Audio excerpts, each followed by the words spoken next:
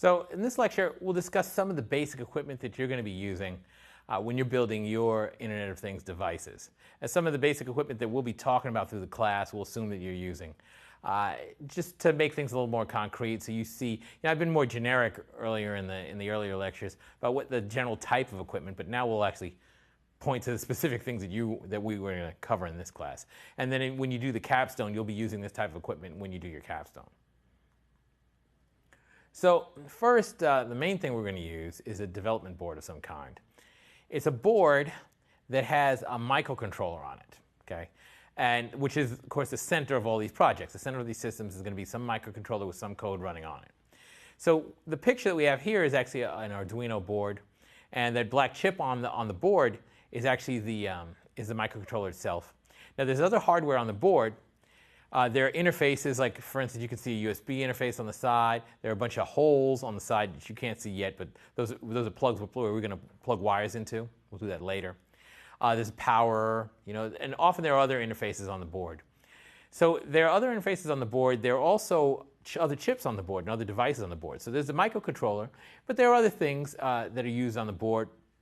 Generally, those development boards, what they are, for the most part, the main thing they have to have is a microcontroller that you're going to program, but also hardware on the board to program the microcontroller. So basically, data has to get taken from the USB cable typically.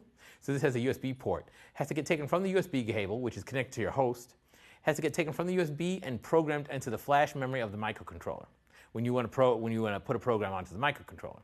So typically, these boards are minimally, they will have equipment on there, hardware on the board, whose job it is to read the USB cable and take the data that is received on there and program it onto the microcontroller. That's sort of a minimum thing that you're going to find on these development boards. Now then, a lot of different development boards have lots of different extra equipment in addition to that. Maybe you have compasses, accelerometer, magnetometer, all sorts of extra components you can find on these boards, touch-sensitive screens, all this stuff. But the basic board is just what I'm talking about right now. And the boards that we're using, certainly an Arduino is pretty basic. It has basically what I just said, and that's an Arduino right there. It has very little else besides the microcontroller, the hardware used to program the microcontroller, plus the interfaces, USB and the pins and stuff like that. That's basically all an Arduino has on it. Now we're also going to use a Raspberry Pi, and we'll go into that in more detail later. That has more things on it. That actually has an accelerometer on it. It has a magnetometer, meaning a compass. It has a few other things on it. But it's mostly pretty bare. It has a processor on it too, a microcontroller on it too. I would say it's a higher end microcontroller than what you find on Arduino.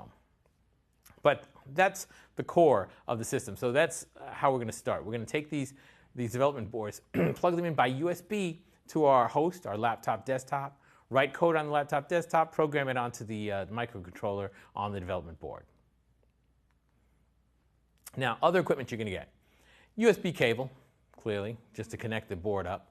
Ethernet cable is a common piece of equipment. I don't know if we'll be using that, but Ethernet is common because a lot of these boards have Ethernet cables, have Ethernet jacks, because we want them to be networked, right? We're talking about Internet of Things, so it's common to have an Ethernet jack. Raspberry Pi does. Standard Arduino does not. But it's common to have Ethernet jacks, and then you would need an Ethernet cable to connect to that. Jumper wires, so you're going to need a set of wires. You'll get a set of wires to plug into the input pins of the board. So that Arduino that we saw in the last slide, it had several holes. You can plug wires into those holes to connect up other things. Different inputs. These are components that we will commonly use as input components. So essentially sensors. So a potentiometer. A potentiometer is a sensor that senses how much turn. It senses rotation. So if you turn something more, it turns to the left, turns to the right, it changes the resistance between two signals. And you can use that as a rotation sensor. So if you want to implement a volume knob or something like that, you can use a potentiometer and sense how much is turned. Photoresistor, so that's something that senses the brightness. So the brightness of the light will change the resistance on a certain resistor, and you can sense that. Keypad, that's another common component, just a bunch of buttons put together. Buttons, individual buttons, that's another common piece of equipment, and we'll have some of these. Some of the outputs, LEDs, so those are light emitting diodes. You've seen those little lights that turn off and on, light emitting diodes. Resistors, we'll talk about those later. They don't do much. They consume power and they change voltage for us, but simple components. We're also going to use a breadboard. Now breadboard, actually I have a picture of that on the next slide. So breadboards are for wiring. So we're going to have a bunch of these components and we're going to need to connect these components together. And so how do we connect them? Well, there are several ways.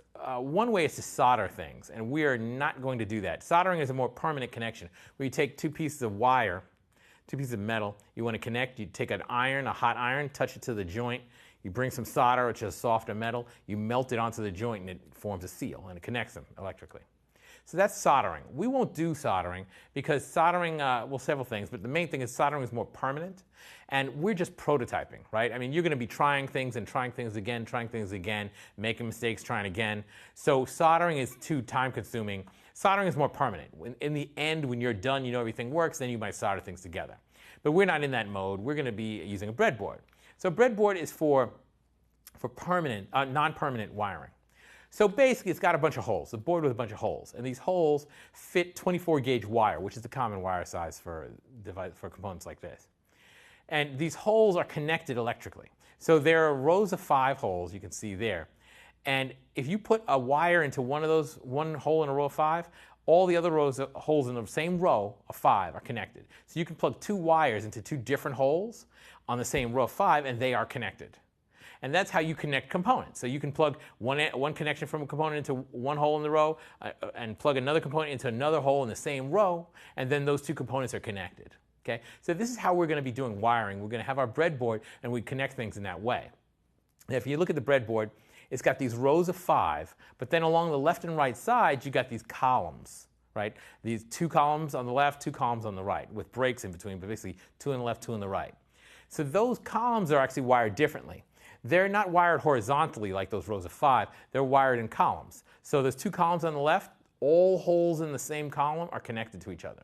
Then all holes in the next column are connected to each other. Same thing on the other side. All holes on the one column and all holes on the next are connected. So traditionally, those columns are used for power and ground. Because usually, when you make a system, you have a lot of chips and a lot of different components in there, and a lot of them need to receive power and need to be connected to ground.